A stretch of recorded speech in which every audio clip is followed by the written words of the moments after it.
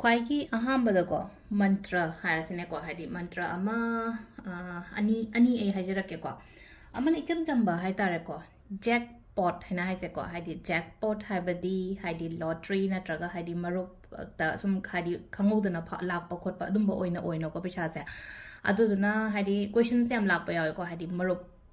नुमिता कई तौर चतोइनो खोतोइनो हनबदी लोइनामता हनरेदो हाइपेतंग सिदा हाइरमगेको हाइदि ट्राई तौबियो सिसे हाइदि गारंटी अदु उदागी वा नतबिदको हाइदि आइना चटपा मतमदको हाइपेतंग सोनबो खोटपा यायबा सिगी वर्ड्स मैम से हाइतारेको अदो केम नतेको जैकपॉट हैना हाइसेनाको हाइदि जैकपॉट कुंबा सोनबा याय अदुगा अमनको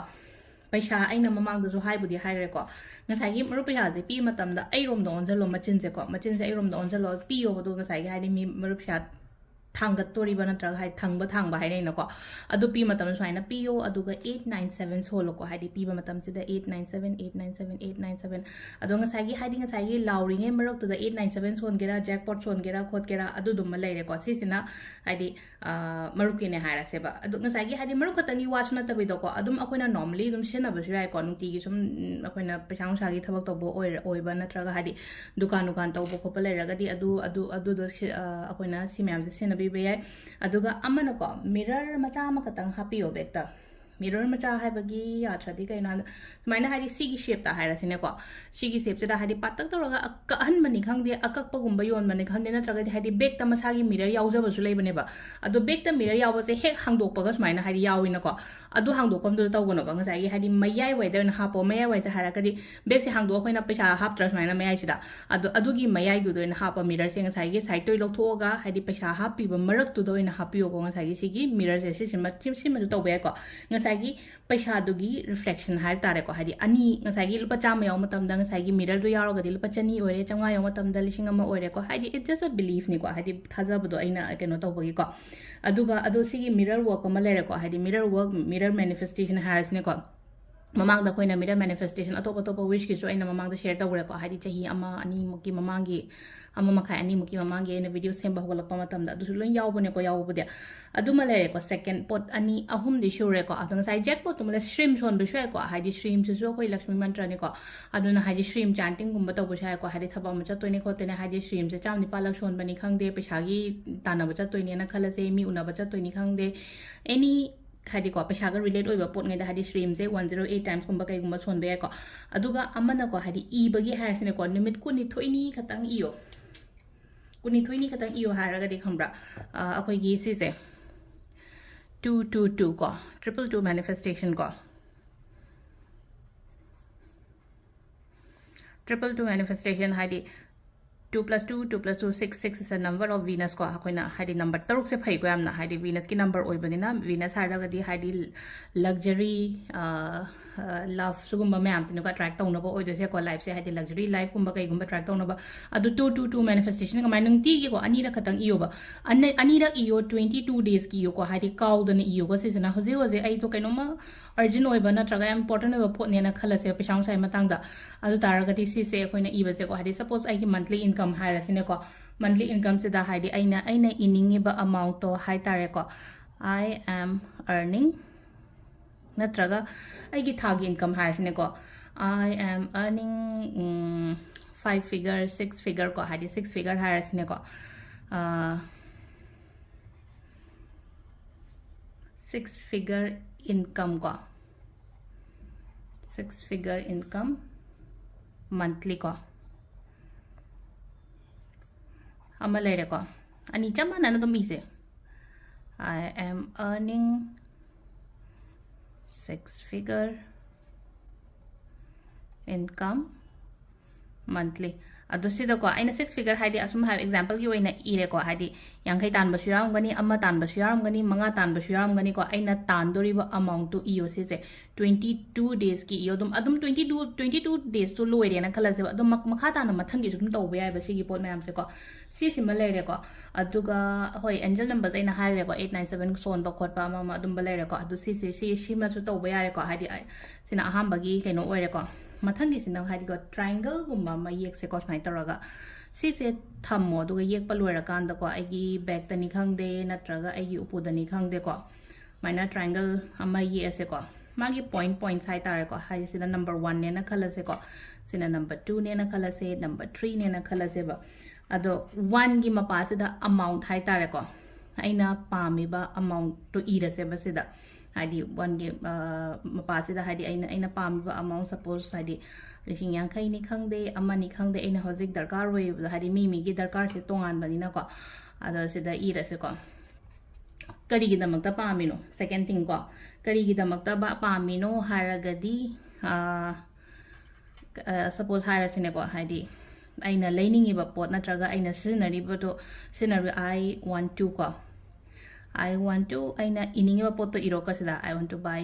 हाउस नि खंगदे गाड़ी लेगदबनि खंगदे फीस थिगदबनि खंगदे अमनि खंगदे को हाइदी आइगी मरम दो इयोबा नंबर 2 की सिन को नंबर 3 सिन को हाइदी सीसे ओइर मतुंगदा एंगोंदा फावगदबा फीलिंग्स तो हाइ तारे को एंगोंदा फावदा हाइदी हरावबदो यामना हाइ तारे को हाइदी सिदा इथोपा हाइपेतंग इबे याबा हाइदी थैंक यू इबनी खंगदे नत्रगा याम पेले नत्रगा हाइदी आइना इनिंगबा वर्ड हाइ तारे को थागतपगी कैनो दो इबा सिदा नको हाइदी आइगी फीलिंग्स से सिदा इसेबा फीलिंग्स हारगदी हाइदी थैंक यू शोरबो थैंक यू यूनिवर्स को हाइदी व्हाटएवर अदो को सिदा इबे याइ को अदुगा मयाइ सिदा नको आई रिसीव एनी इसे को I receive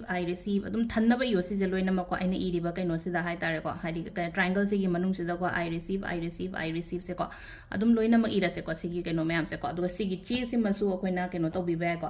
सिमगा तौबा याइ को अदु अखोइना सिमा तौबा यारे अदुगी मतुंगदा अखोइना 21 days 22 days कुंबा तौ हाइदी एनी मैनिफेस्टेशन तौ मतमदा एनी हैबिट अमा क्रिएट तौ मतमदा नुमित कुमा थोइनी नुमित कुनि थोइनी से को हाइदी सिदा फजना तौबिबा अदुगा अमना मखोइना तौबा याबसे कैनो इसिंग अमा लौसे को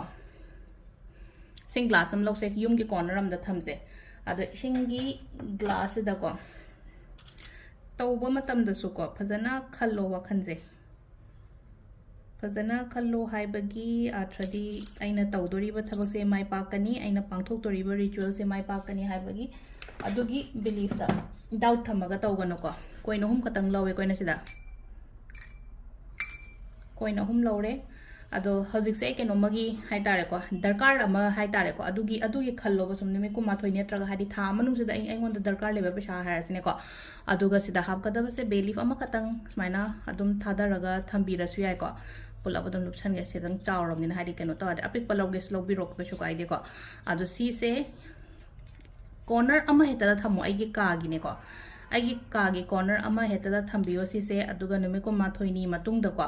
नुमित कुमा थोइनी गी मतुंग सिदा ngasai इसिंग सिगा कैनो सिगा दि हादि पाम्बी मखोंग गुंबदा हियन ग्रो पैसा सिदि आइगी मनी बैग ता हापा अदुमाइ तरो को सिसिमा लेरे को अदुगा लास्ट अमा खतंग आई शेयर तोरंगे को लास्ट अमा खतंग आइना शेयर तौदोइसे को पैसा अमा लौसे पैसा अमा लौरनिना अदुगा अखोगी सिनेमन पाउडर खंगिना को हादि सिनेमन पाउडर कोइना सिनबदो सिनेमन पाउडर सिना को हादि पैसा सिदा को अखोइना हादि खुनिंग दौसिना को हादि साइ पाउडर दु द लौरेना को अदुगा सिंबल अमा सुमाइना ई से बको सिंबल से आई हापेतंग येगलके को सिदादि इरोय को अदai सिनेमन पाउडर सुमा पांदा ले हौरे दो हादि उलकपदो केनो तौद्र को हादि ngasai पाउडर से खितंग खुद खतंग चोलन गे चोलहल को इसिंग द को ngai yekpado nuaina ba ado हादि सिगी ngasai powder दो लौरन अदुगा सिंबल से येक तोइने फाइन तरोगा अदो येकदब सिंबल दो आई बोय दे येम के को अदुगा सिगी पैसा से काई थोकनो मचा ओइने तौबियो को अचौबोय तारागदि हादि दरकार लेरगदि सिनबो खोपो ओइसे लुपा 10 तौगेरा लुपा 80 तौगेरा लुपा 100 तौगेरा को आइना सिनरोगे हाय खल्लगा थम पैसा गुंबा दुमाइ अदो कोइना येकदोरिबा सिंबल से न को सुमाइना ये को F मान बने को F ती नते को F से ना कोइना चुमना सुमाइना चिंगद्रा अदो सी से सुमाइना कितंग मथक त चिंखत की बा फैना चिंखत की बा को हादि सिगी सिंबल से सुमाइना को अ सिदा कोइना रून्स नुंती की सुम रीडिंग तौबो को पतौबो द हादि सिगी सिंबल मयाम से लोइना काना बलोइना लै को अदु हादि सिंबल से सिना बयाय बा इन रून्स की रीडिंग तौरको मतम द लैना को रून्स की रीडिंग से इन हाइबलो हादि आई अतोपा कैनो मा हानगी अथोबी हंगलेम है ना मलेबने बा चैनल अमा अदुदा हापने को रून्स की से अदु रून्स के सिंबल से जो कोइना नुंती की लखत पर रून्स के सिंबल जो मा कोइ खुदांग द कैदा दुम येक प खोत प नत्रा हादि चे मचेट अमा दुम येक प नत्रा डायरी दुम येक्शन बो खोचन दुम याय को कशु काइदे को अदु सिगी रून्स सिगी हादि मागी सिंबल सिगी काना बसु लैये को अदु ना सिगी सिदा यावबा सिंबल नि को इना हजि येक पाइन हाइसे को माइना F ता कतंग हाइना ꯐꯩꯖꯩ ꯆꯤꯡꯈꯠꯄ ꯍꯥꯏꯇꯥꯔꯦꯀꯣ ꯒ꯭ꯌꯥꯟ ꯇꯥꯔꯅꯤꯀꯣ ꯃꯌꯥꯝ ꯍꯥꯏꯗꯤ ꯅꯣꯔꯃꯦꯜ ꯐꯅ ꯁꯨꯃꯥꯏꯅ ꯇꯧꯔꯦꯅꯀꯣ ꯑꯩꯈꯣꯏꯒꯤꯁꯤꯅ ꯃꯊꯛꯇ ꯁꯨꯃꯥꯏꯅ ꯆꯤꯡꯈꯠꯈꯤꯕ ꯃꯊꯛꯇ ꯁꯨꯃꯥꯏꯅ ꯆꯤꯡꯈꯠꯈꯤꯕꯅꯤꯀꯣ ꯑꯩꯈꯣꯏꯅ ꯄꯩꯁꯥꯗ ꯉꯁꯥꯏ ꯌꯦꯛꯇꯣꯏꯁꯦ ꯑꯗꯣ ꯁꯤꯁꯦ ꯇꯧꯕꯤꯔꯣ ꯌꯦꯡꯉꯁꯦ ꯍꯥꯏꯗꯤ ꯂꯥꯛꯇꯣꯔꯤꯕ 21 days ꯊꯥ ꯑꯃꯁꯤꯗꯀꯣ ꯑꯩꯒꯤ ꯕ꯭ꯂꯣꯀꯦꯖꯦꯁ ꯂꯩꯕ ꯑꯩꯅ ꯃꯤꯅ ꯄꯤꯔꯛꯀꯗꯕ ꯃꯤꯅ ꯄꯤꯔꯛꯇꯕ ꯂꯩꯌꯦ ꯈꯣꯠꯂꯦ ꯍꯥꯏꯕꯒꯤ ꯑꯩ ꯂꯣꯏꯅ ꯍꯟꯕ ꯉꯝꯗ꯭ꯔꯦꯀꯣ ꯑꯗꯨꯅ ꯍꯥꯏꯗꯤ ꯄꯨꯂꯞꯀꯤ ꯑꯣꯏꯅ ꯃꯌꯥꯝꯒꯤꯗꯃꯛꯇ ꯁꯦꯝꯃꯛꯑꯕꯅꯤꯀꯣ ꯋꯥꯔꯧꯕꯤꯒꯅꯣ ꯑꯗꯣ ꯁꯤ ꯑꯗꯨꯝ ꯌꯦꯡꯉ ꯇꯧꯕꯤꯌꯣ ꯍꯥꯏꯗꯤ ꯄꯔꯁꯅꯦꯂꯤ ꯑꯩꯅ ꯇꯥꯛꯇ꯭ꯔꯒꯁꯨ ꯍꯥꯏꯗꯤ ꯃꯦꯁꯦꯖ ꯈꯨꯗꯤꯡꯃꯛꯇ ꯑꯗꯨ ꯑꯃꯃꯝ ꯑꯦꯛꯁꯄ꯭ꯂꯦꯟ ꯇꯧ ꯂꯩꯔꯒꯗꯤ ꯃꯇꯝꯗꯨꯗꯤ ꯂꯣꯏꯅ ꯐꯔꯛ ꯇꯥꯟꯅꯕꯅꯤꯅꯀꯣ ꯑꯗꯨꯗꯨꯅ ꯑꯩ ꯁꯨꯃꯥꯏꯅ ꯑꯣꯏꯅ ꯁꯦꯝꯃꯦꯀꯣ ꯚꯤꯗꯤꯑꯣꯁꯦ ꯊꯦꯡꯛ ꯌꯨ